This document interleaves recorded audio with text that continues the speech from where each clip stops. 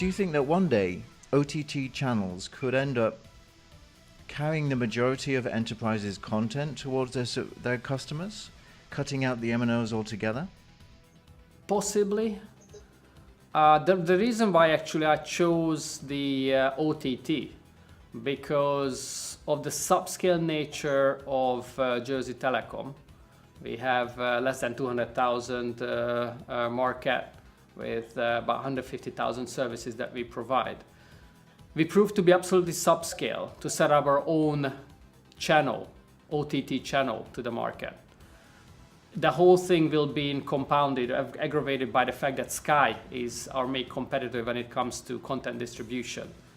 And with its scale, and of course scale comes with content rights and some technology advancement on the satellite, we would never able to compete with that.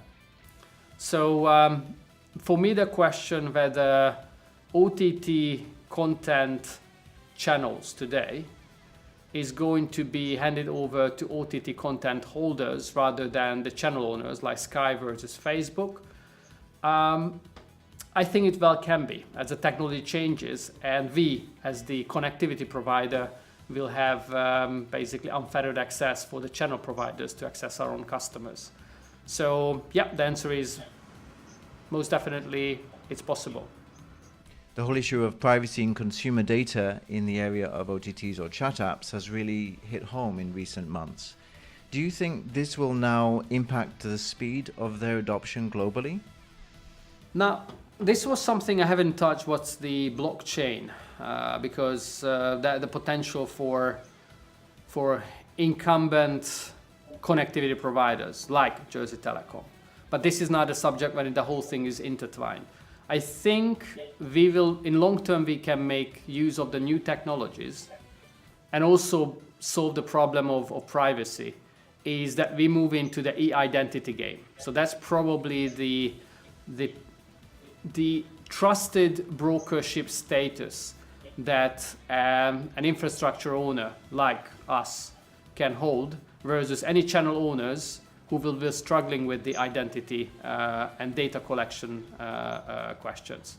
By design, when we sign up a new customers, by law and by our own provisioning requirements, we have to know who we're providing the service to. Especially because that's a commercial relationship. It has to have a name, it has to have an address, it has to have also some financial settlement back and forth arrangements, which is not necessarily true for any free to air content provider.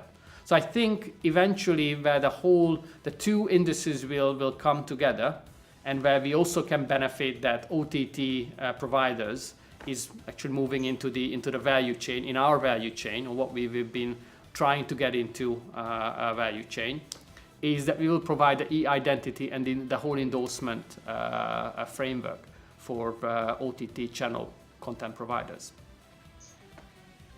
That could be a deal between us and them.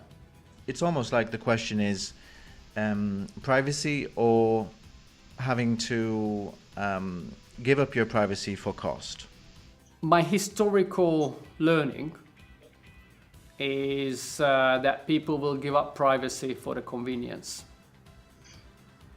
If a new OTT came along guaranteeing never to share any type of data with third parties, but charging for their service, do you think they would ever gain any traction in the marketplace? I mean, that's already tested. I mean, there was quite a few this kind of walled garden approaches. It will have its own traction, but it's never going to be mainstream.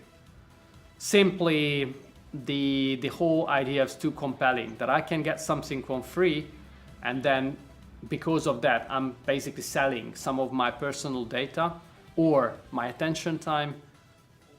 Everybody will go with the free.